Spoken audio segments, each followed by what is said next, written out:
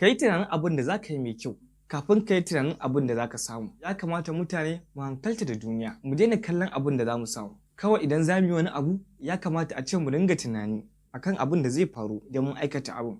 Ta nan ne za mu iya gane me yafi kyau ko kuma menene mara kyau a cikinsa. Ubangiji Allah ya sa mu dace. Himma TV. Barka mu dawowa.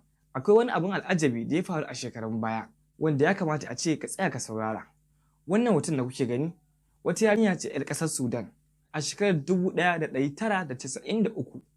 Lokacin fari ungulu ke jira yunwa ta kashe ta da cinye ta.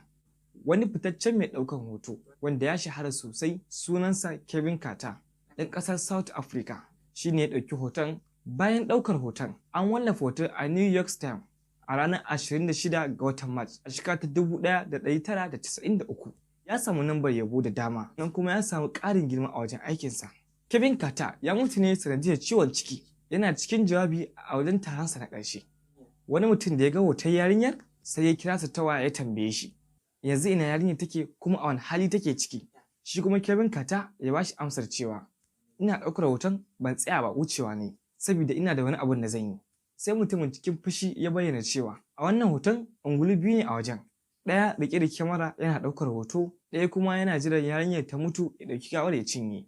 To yanzu dai Kevin Carter ya mutu sanadiyar ciwon ciki bayan ya ɗauki hoton yarinyar nan. Da a ce ya ɗauke ta ya kai ta gurin 'yan gudun hijira da Amurka ke tallafawa, da sai ya fi samun karamawa ta musamman tun da ya ɗauki hoto mai muhimmanci kuma ya yi ceto. Duk da ya mutu an ci gaba da jinjina masa, amma gashi ya mutu na je ƙaramar jinya.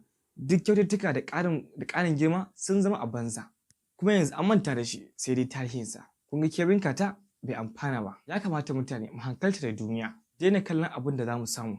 Kawai idan za mu yi wani abu ya kamata a ce muna tunani akan